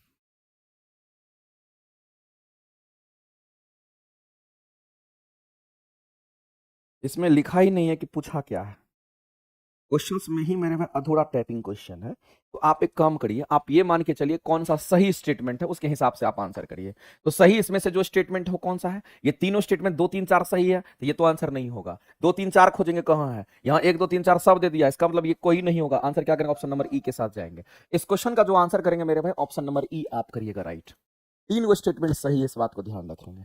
ठीक है, आगे चलते हैं। मैग्नीशियम धातु वायु में जलता है। हम लोग जानते हैं मैग्नीशियम हाईली रिएक्टिव एलिमेंट होता है, हवा के साथ भी रिएक्शन करके वो जल जाता है। और किसी भी चीज को जलने के लिए क्या चाहिए, ऑक्सीजन चाहिए। और जैसे ही मैग्नीशियम ऑक्सीजन के साथ जलेगा तो मैग्नीशियम का ऑक्साइड्स बनेगा। और मेरे पास धातु के जो ऑक्साइड्स होते हैं वो क्षारीय प्रकृति के होते हैं। ये कहीं ना कहीं इसका पीएच मान 7 से ज्यादा हो जाएगा और ये क्षारीय प्रकृति का हो जाएगा। तो यहां पर आपसे बोला गया है कि जब मैग्नीशियम हमारा ऑक्सीजन के साथ प्रतिक्रिया करेगा तो मैग्नीशियम ऑक्साइड हो जाएगा। इसका मतलब कहीं ना कहीं इस मैग्नीशियम का ऑक्सीकरण हो गया, इस मैग्नीशियम का क्या हो गया, इसका ऑक्सीडेशन हो गया। इसका ऑक्सीकरण, किसका ऑक्सीडेशन, मैग्नीशियम का हुआ, जिसके साथ ऑक्सीजन जुड़ेगा उसका ऑक्सीडेशन हो जाएगा। और इसी परिस्थिति इसको बराबर करना, 2 से मल्टीप्लाई कर दीजिए, काम चल जाएगा आपका। बताइए मेरे भाई, ये तो केमिकल रिएक्शन के दौरान होता है, इसका मतलब ये एक रासायनिक परिवर्तन है, ये कोई भौतिक परिवर्तन नहीं है। इस बात को ध्यान रखेंगे। चलते हैं आगे। स्टार्च और सेलुलोज दोनों किसके बहुलक होते हैं मेरे भाई? तो दोनों ग्लूकोज का बहुलक होता है, इस बात को ध्यान रखना। ये दोनों किसका बहुलक है? तो हमारा इसका। और स्टार्च और ग्लूकोज सेलुलोज की अगर बात करते हैं, दोनों में बंधन की भिन्नता के कारण दोनों के गुण क्या होते हैं? अलग अलग होते हैं। आगे चलते हैं, सिग्मा और पाई बॉन्ड के में कौन सा स्टेटमेंट सही है? मेरे भाई सिग्मा बंधन का जो निर्माण होता है, तो हम लोग केमिस्ट्री में पढ़ते हैं, तो सिग्मा बॉन्ड हमारा बनता है वो कैसे बनता है? तो सिग्मा बॉन्ड जब बनता है तो एक के लिए हमारा ये होगा, तो दूसरा जो हमारा बनेगा वो हमारा कैसा बनेगा, इस बात को ध्यान रखेंगे। इसमें हमारा कुछ इस तरीके से हमारा ये जुड़ता है, ये कुछ इस तरीके से हमारा जुड़ता है, यानी कहने का मतलब यहां पर दोनों क्या करता है, इस तरीके से हमारा जुड़ जाता है। तो आपको ध्यान रखना है कि मेरे भाई जब कभी भी सिग्मा बॉन्ड की हम बात कर रहे हैं, हम किसकी बात कर रहे हैं? सिग्मा बॉन्ड बनने की बात कर रहे हैं। इसमें एक्सियल हमारा क्या होता है? एक्सियल ओवरलैपिंग होती है, एक्सिस के अलोंग ओवरलैपिंग होता है। और ये कहीं ना कहीं हमारा एक्सिस कौन होगा? तो कहीं एक्सिस हमारा ये होता है, और इसी एक्सिस के अलोंग हमारा क्या होता है? यहाँ पर ओवरलैप करता है। आपको ध्यान रखना है, इसी एक्सिस के अलोंग हमारा ये क्या करता है? तो कहीं यहाँ पर ओवरलैप करता है। तो सिग्मा बॉन्ड एक्सियल होता है, एक्सिस हमारा ये है, इसी के ओवरलैप हमारा करिए, ओवरलैप मतलब एक दूसरे के ऊपर चढ़ गया यहाँ पर, तो सिग्मा बॉन्ड ये होता है। अगर हम पाई बॉन्ड की अगर हम बात कर लेते हैं, तो मेरे भाई जो पाई बॉन्ड हमारा बनता है, इसी का जस्ट उल्टा, इसे वर्टिकल हमारा होता है। तो पाई बॉन्ड में जब भी बनेगा तो एक हमारा ये है, पाई बॉन्ड जब कभी भी बनेगा तो मेरे भाई ये डंबल शेप का हमारा होगा। पाई बॉन्ड जब भी बनेगा तो हम कहेंगे ये हमारा ऐसा होगा, और एक और हमारा होगा जो कि कुछ इस तरीके से हमारा होता है, एक और हमारा होगा, ये कुछ इस तरीके से हमारा होगा। और इसमें क्या होगा मेरे भाई? यहां पर आपका ओवरलैपिंग हो गया। इसमें जो ओवरलैपिंग हमारा होता है, ये हमारा कैसा होता है? क्योंकि लैटरली होता है, यानी ऐसे होता है। इसमें ओवरलैपिंग कुछ हमारा इस तरीके से होता है, इस बात को ध्यान रखना। तो मेरे भाई इसमें लंबवत लेटर हमारा होता है, और इसमें हमारा एक्सियल होता है, इस बात को ध्यान रखेंगे। तो सिग्मा बॉन्ड ऐसे बनता है, पाई बॉन्ड ऐसे बनता है, इस बात को आप ध्यान रखेंगे। अब मामला ये है मेरे भाई, ध्यान रखेंगे सिग्मा बॉन्ड और पाई बॉन्ड के बारे में कौन सा स्टेटमेंट सही है। तो सिग्मा बॉन्ड का जो निर्माण हमारा होता है वो कैसे बनता है? तो ये sigma bond is formed by axial overlapping, axial overlapping होता है, जबकि pi bond is formed by lateral overlap. Lateral का मतलब होता है मेरे भाई परपेंडिकुलरली हमारा होता है, ध्यान रखेंगे। इन इस एक्सिस पर ये परपेंडिकुलर लंबवत ऐसे सीधा हो जाएगा। इसमें जो ओवरलैपिंग होगा हमारा लेटरल ओवरलैपिंग होगा। इस ओवरलैपिंग को क्या कहेंगे? तो यहां जो ओवरलैपिंग होगा इसको लेटरल ओवरलैपिंग के नाम से हम लोग जानते हैं। यहां पर लेटरल ओवरलैपिंग होगा, इस बात को ध्यान रखेंगे। ये कैसा ओवरलैपिंग होगा? तो यहां पर एक दूसरे के ऊपर चढ़ेगा, लेकिन लेटरल ओवरलैपिंग होगा। यहां पर एक्सियल ओवरलैपिंग हमारा हो। ये कैसा ओवरलैपिंग है मेरे भाई? इस बात को ध्यान रखें, यहां जो ओवरलैपिंग आपका हो रहा है, ऐसे आपको दोनों ऐसा है, डंबल शेप का हमारा, इसको कहते हैं ये एक्सियल ओवरलैपिंग होता है। इसको हम लोग कहते हैं ये हमारा कैसा ओवरलैपिंग? तो कहेंगे ये हमारा एक्सियल ओवरलैपिंग होता है, इस बात को आप ध्यान रखेंगे। तो सिग्मा बॉन्ड का निर्माण और पाई बॉन्ड का निर्माण आपको ध्यान रखना है कैसे होता है, ये दोनों याद रख लीजिएगा नोट करके। आवर्त सारणी में किस तत्व का गलनांक उच्चतम होता है? तो किस तत्व का गलनांक आवर्त सारणी में? मेरे भाई टंगस्टन। टंगस्टन को डब्ल्यू दिखाते हैं और इसको टंगस्टन कहते हैं। क्या बोलेंगे? इसको हम लोग टंगस्टन कहते हैं। और इसका जो मेल्टिंग पॉइंट हमारा होता है, जिसको गलनांक बिंदु कहते हैं, ये लगभग 3380 डिग्री सेल्सियस होता है। 3380 डिग्री सेल्सियस, यानी कहने का मतलब इतने तापमान पर वो पिघलता है। तो टंगस्टन तो हमारा हो जाएगा, कोई दिक्कत नहीं है। आगे मेरे में दे रखा कि हीरा कार्बन के अपरूप होते हैं सभी तत्वों में से। हीरा का भी मेरे भाई गलनांक बहुत अधिक होता है, लेकिन किस तत्व की बात कर रहा है? तो मेरे भाई हीरा, हीरा जो हमारा है ये कार्बन का अपरूप है। लेकिन आपसे क्वेश्चन में पूछा तत्व की बात कर रहा है, किसकी बात कर रहा है? तत्व का पूछा है। लेकिन हीरा जो है, ये हीरा की अगर हम बात करते हैं, ये कार्बन का अपरूप है मेरे भाई। ये सभी तत्व उसमें कार्बन के ढेर सारे कार्बन हमारे मिले रहते हैं। तो यहां पर हम लोग आंसर करेंगे तो क्या करेंगे? पारा का तो बहुत कम मेल्टिंग पॉइंट होता है, रूम टेम्परेचर पर ही लिक्विड अवस्था में हमारा पारा होता है, ये भी धातु हमारा होगा। तो हीरा कार्बन का प्रूफ है, तो कार्बन से ही मिलकर के बना हुआ है, और एक ही कार्बन से मिलकर के बना हुआ है। इसका मतलब मेरे भाई तो ये हमारा यौगिक तत्व के तो यौगिक हमारे होंगे। तो तत्व का गलनांक अगर वो हमारा ऐसे, इसका भी गलनांक अगर देखिएगा ना, तो ये भी हमारा लगभग 3700 डिग्री सेल्सियस हुआ होता है। इससे भी ज्यादा मेल्टिंग पॉइंट इसी का होता है 3700। यहाँ पर मेल्टिंग पॉइंट इसका देखिएगा तो इससे भी अधिक होता है। इस क्वेश्चन का जो आंसर मेरे भाई दिया है, क्वेश्चन का जो आंसर दिया है आपका, ये दोनों को सही कह रहा है, इसको तो छांट दीजिए ऐसे। इस क्वेश्चन का आंसर हमारा एक से अधिक दे रखा है मेरे भाई। दोनों का, इन दोनों का जो हमारा मेल्टिंग पॉइंट होता है, गलनांक बिंदु अधिक होता है। आगे बढ़ते हैं, आगे के जो क्वेश्चन है उसको हम लोग करेंगे। नियुक्ति बैच की जो क्लासेस हमारी चलती है, इस नियुक्ति बैच में आपको ध्यान रखना कि चैप्टर वाइज की क्लासेस अभी चल रही है। फिजिक्स कंप्लीट होने वाला है, फिर बायोलॉजी शुरू करेंगे, फिर केमिस्ट्री आपका होगा। और दूसरी बात आपको ध्यान रखना है कि इसमें आपको मिक्स क्वेश्चन भी मिलेगा, बाइलिंगुअल क्वेश्चंस कंप्लीट रहेगा, और इसमें आपको प्रीवियस ईयर क्वेश्चंस भी मिलेगा। फिजिक्स केमिस्ट्री बायो का बेहतरीन क्वेश्चंस का समावेश मिलेगा मेरे भाई। कंप्लीट रूप से अगर आप इस क्लासेस को एक आधार बना करके अगर रेगुलर बेसिस पर आप प्रैक्टिस करते हैं, एक निकाल करके अपने घर पे, और एक बार ने 5 बार अगर करते हैं, तो आपका बेसिक कंसेप्ट तो मजबूत होगा ही होगा, और साथ साथ डिस्कशन तो आप करते हैं, तो यहां से भी आपको बहुत बेनिफिट हो जाएगा। पता है मेरे भाई, हैबर्स प्रोसेस जो होता है, ये अमोनिया बनाने की विधि है। अमोनिया बनाने की जो विधि होती है उसको क्या कहते हैं? अमोनिया बनाने की विधि को हैबर्स प्रोसेस कहते हैं।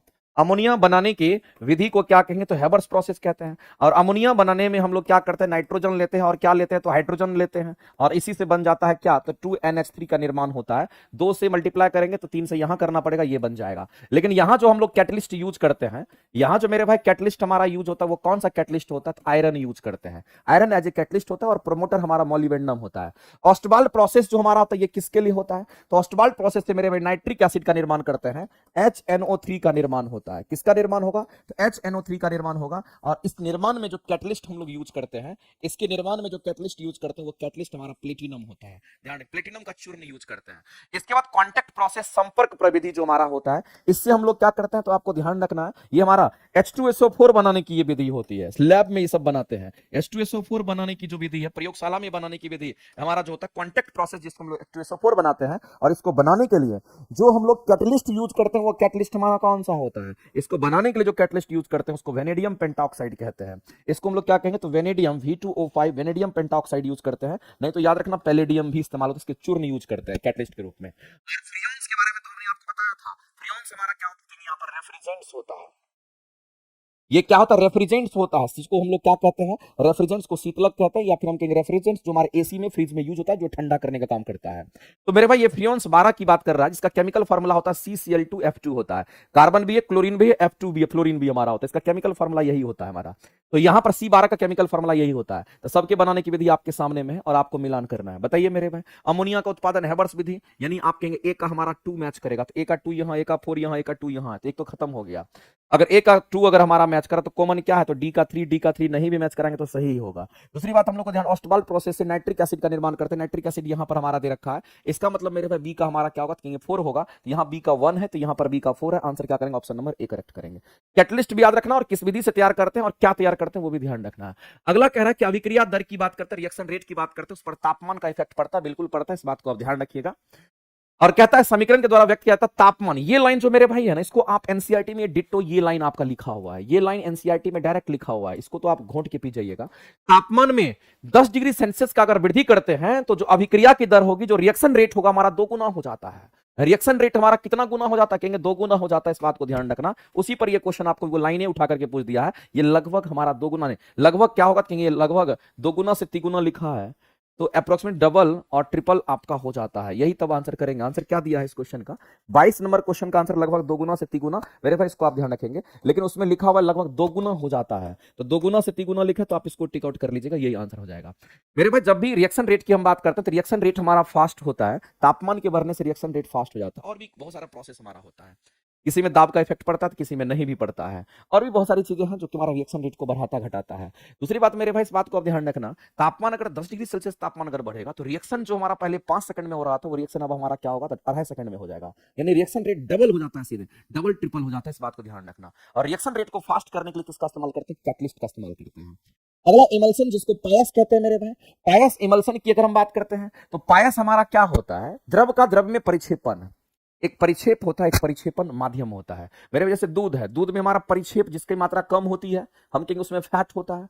और जो पानी होता है उसका परिक्षेपण माध्यम होता है, उसमें वो डिजॉल्व हो जाता है, उसी को हम लोग कहते हैं। तो द्रव में द्रव का परिक्षेपण, जिसको हम लोग क्या कहते हैं, इमल्सन कहते हैं, इस बात को ध्यान रखना मेरे भाई। और उसी में हमारा हमारा क्या, तो ब्लड भी आता है, मिल्क भी आता है, आइसक्रीम भी आता है। ये सब ब्लड हो गया, मिल्क हो गया, आइसक्रीम, ये सब हमारा क्या है, ये सब कंप्लीट रूप से हमारा इमल्सन होता है। ठोस का किसका, तो ठोस का द्रव में परिक्षेपण की बात कर रहा है मेरे भाई। ठोस का द्रव में परिक्षेपण क्या कहलाता है, तो इसको हम लोग क्या कहेंगे, अगर कोई ठोस, जैसे मान लेते हैं कि जो ठोस हमारा होगा, मान लेते हैं कि हमारा क्या है, बालू है, और बालू को पानी में डाल दीजिए, तो क्या बालू पानी में घुलेगा, नहीं घुलेगा। लेकिन मेरे भाई बालू क्या है, हमारा डिस्पर्स्ड फेज होगा, और हमारा पानी क्या होगा, तो कहीं डिस्पर्सन मीडियम होगा, और उससे जो बनने वाला हमारा होगा, उसको हम लोग क्या कहेंगे, उसको कोलाइडल सॉल्यूशन के नाम से हम लोग, सस्पेंशन कह दीजिए उसको, नीचे हमारा जाकर के बैठ जाता है। गैस का द्रव में परिक्षेपण, गैस का द्रव में परिक्षेपण, इसको हम लोग क्या कहते हैं, इसको हम लोग यहां पर कहेंगे मेरे भाई, ये फॉग हमारा होता है, फॉग हमारा यानी झाग होता है, इस बात को ध्यान रखना।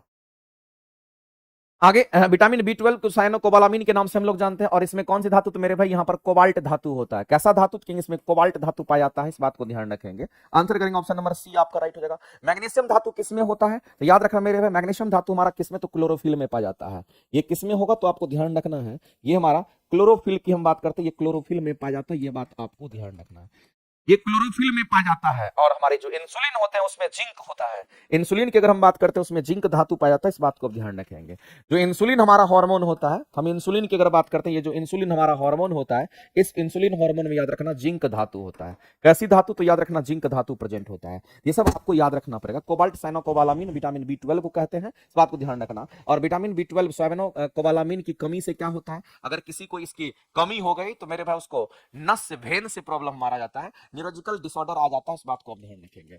न्यूरोलॉजिकल डिसऑर्डर की हम बात करते हैं, न्यूरोलॉजिकल डिसऑर्डर हो जाता है उसके शरीर में, यानी कि वेन से रिलेटेड प्रॉब्लम आ जाता है।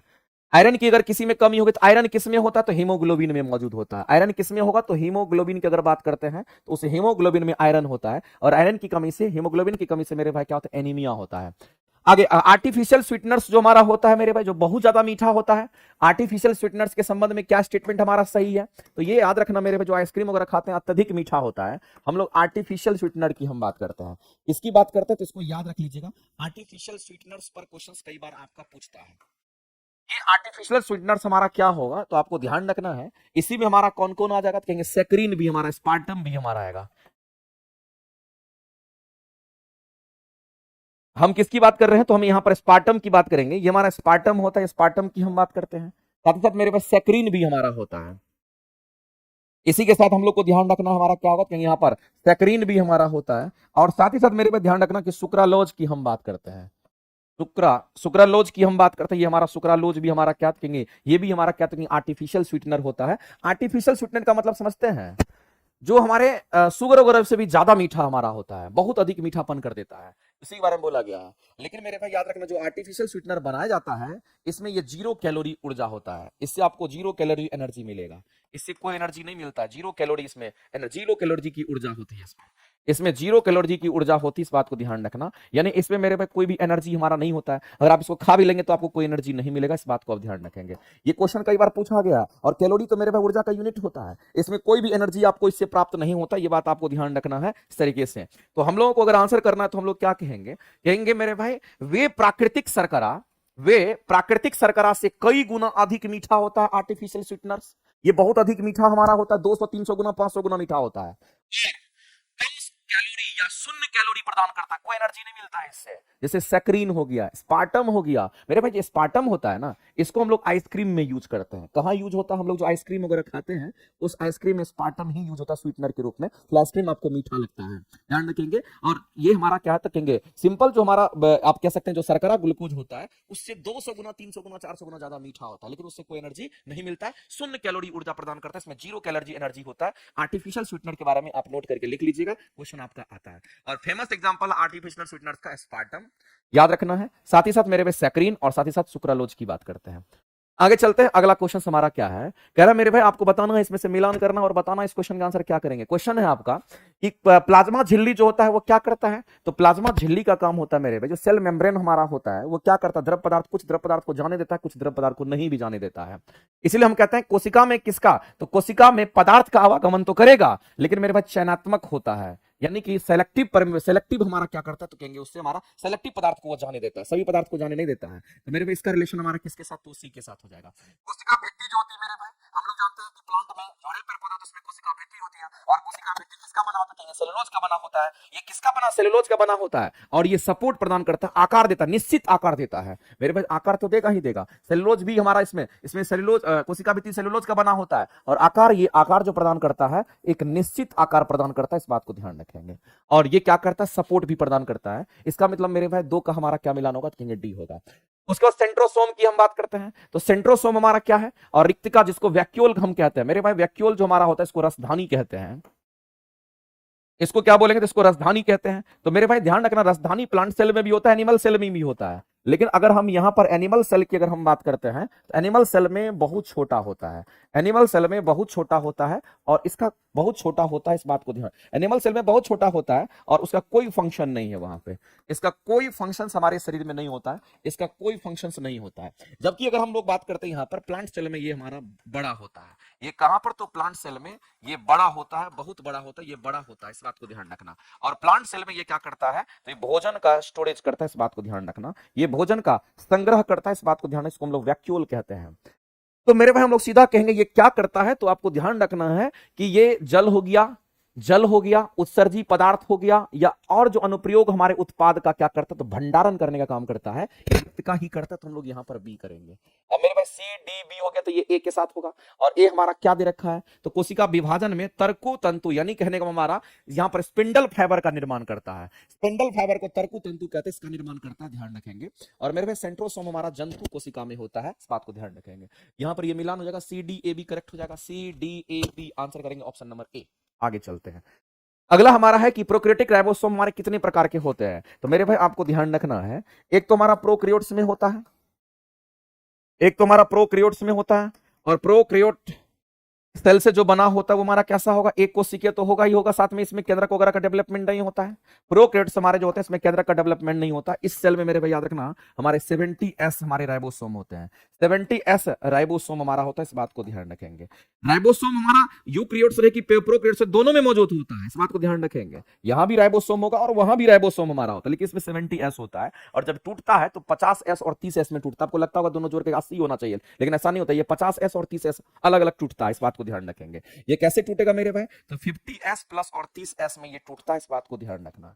इसमें ये टूटता है, ये बात आपको ध्यान रखना है। इसी तरीके से यूकैरियोटिक सेल से बना जो हमारा जीव होता है, हम किसकी बात कर रहे हैं, तो यूकैरियोटिक सेल या यूकैरियोटिक सेल से जो बना हुआ होता है उसमें केंद्रक वेल डेवलप होता है, इस बात को ध्यान, पूरी तरीके से डेवलप होता है इसमें।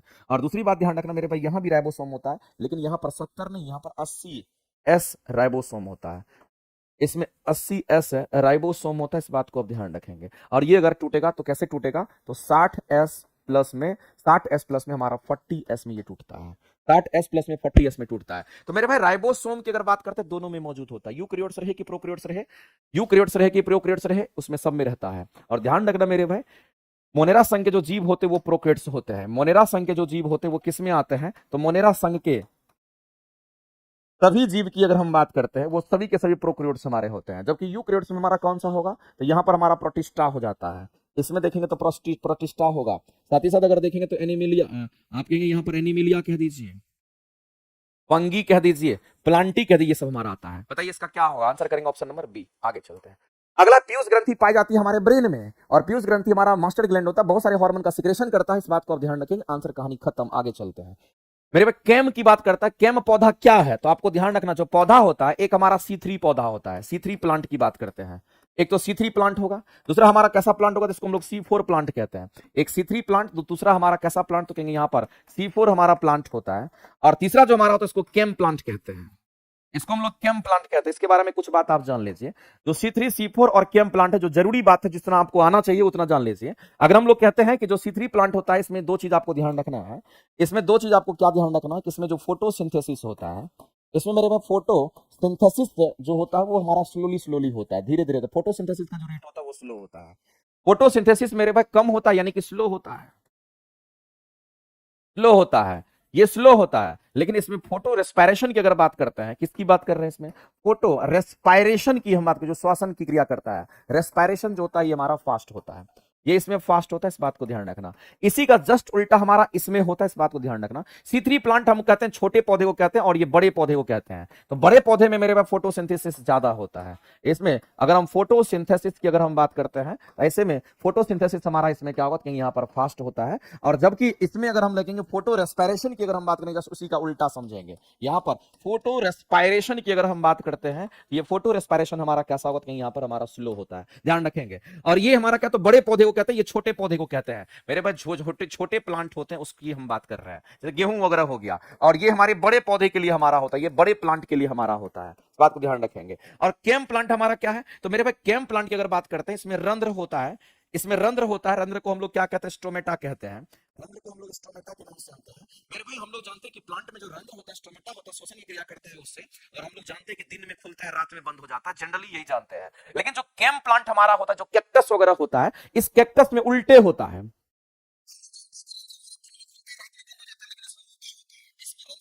जो स्टोमेटा ओपन होता है ये कब होता है, इस बात को ध्यान रखना।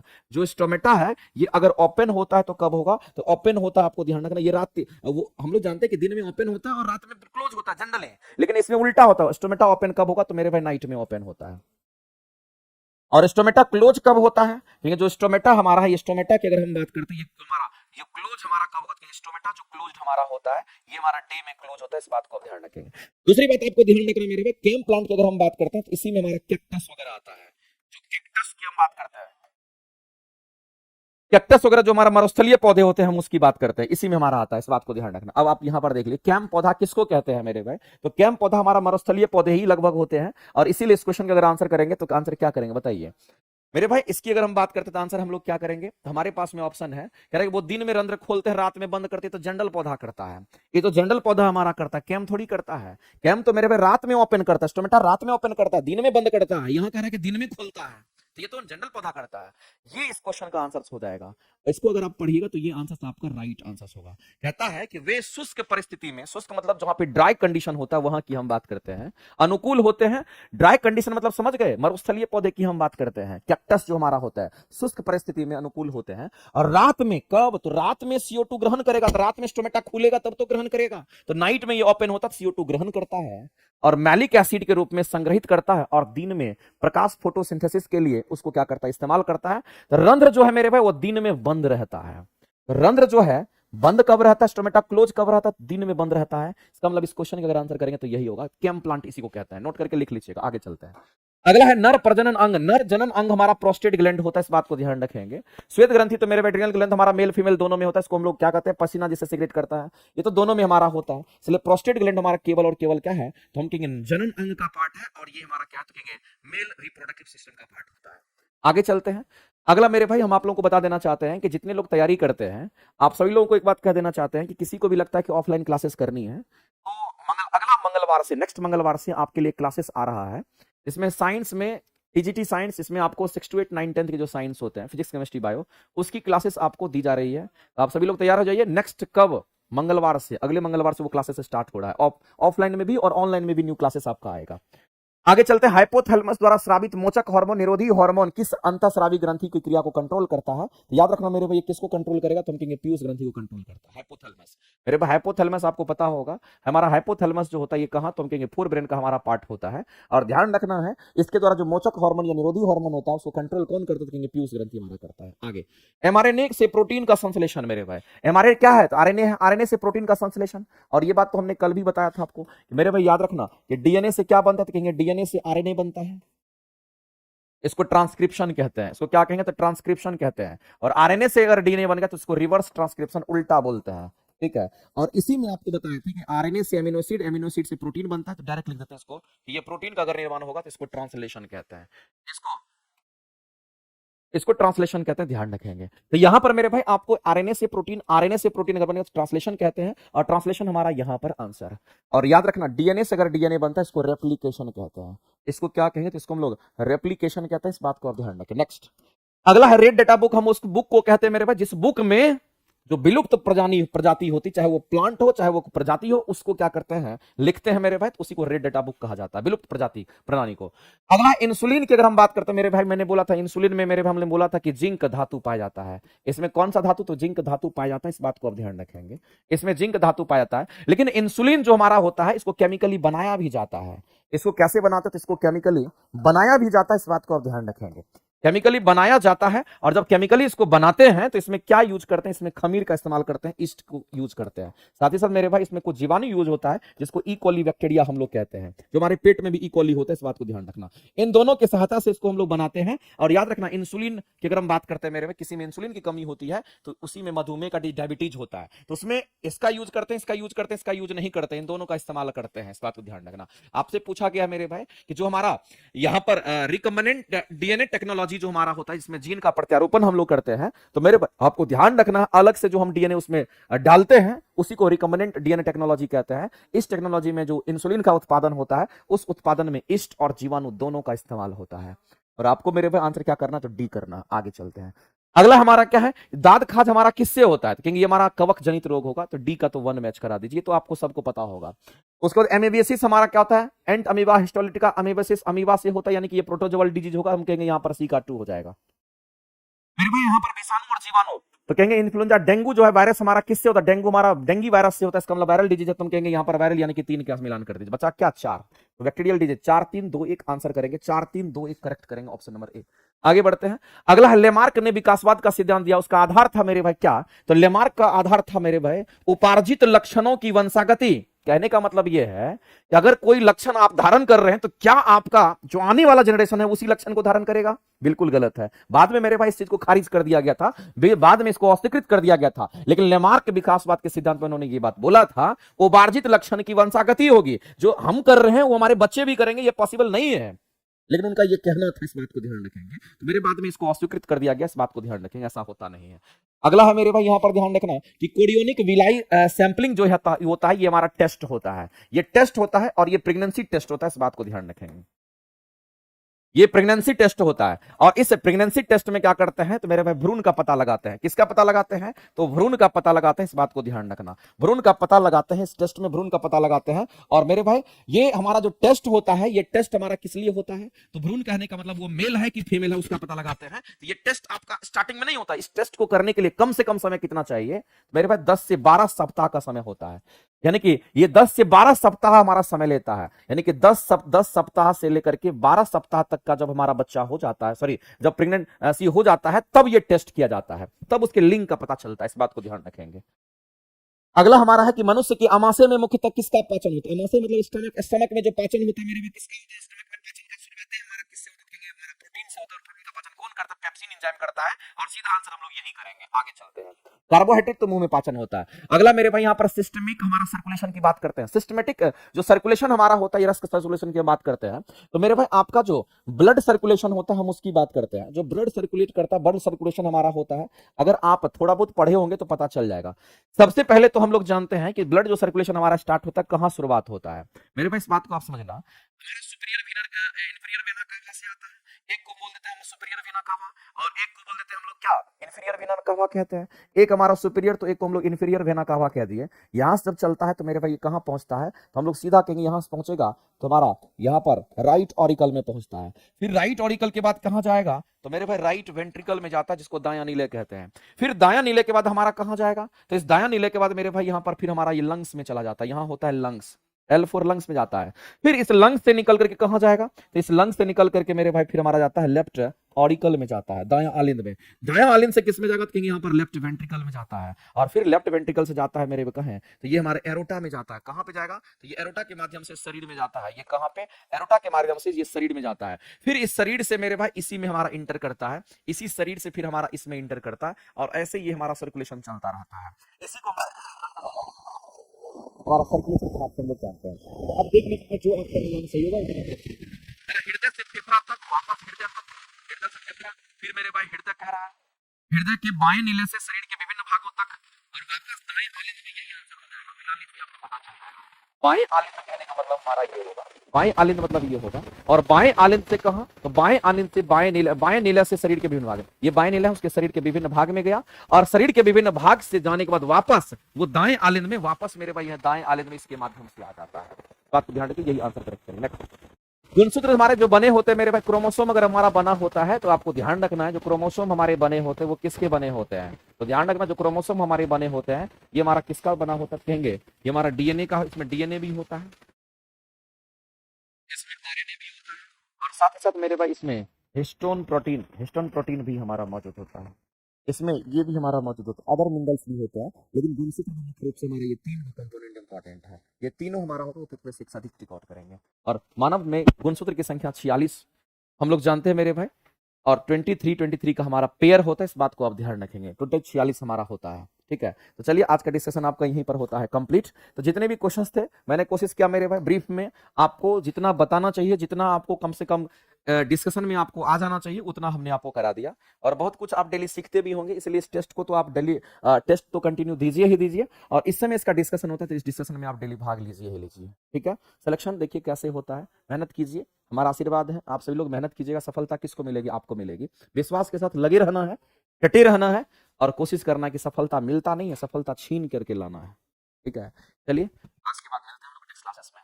जिसको भी एनसीईआरटी एग्जाम्पलर की क्लासेस करनी होगी तो कल से स्टार्ट हो जाएगी। कुमार सिंह एप्लीकेशन पर वो क्लासेस चल रही है। वहां से अगर जिनको भी लगता है कि हमको एनसीईआरटी करना है, पूरा बेसिक से हमको हर चीज क्वेश्चन पर पकड़ बनाते हुए अगर एग्जाम तक पहुंचना है, तो एनसीईआरटी करना जरूरी होगा। पूरा का पूरा वो बैकबोन होगा, इस बात को ध्यान रखेंगे। प्रैक्टिस कीजिए, हम आपके साथ हैं। और एनसीईआरटी एग्जाम कल शाम में 3:45 पर कल से स्टार्ट हो रहा है। थैंक यू वेरी मच, आज के लिए इतना ही, धन्यवाद।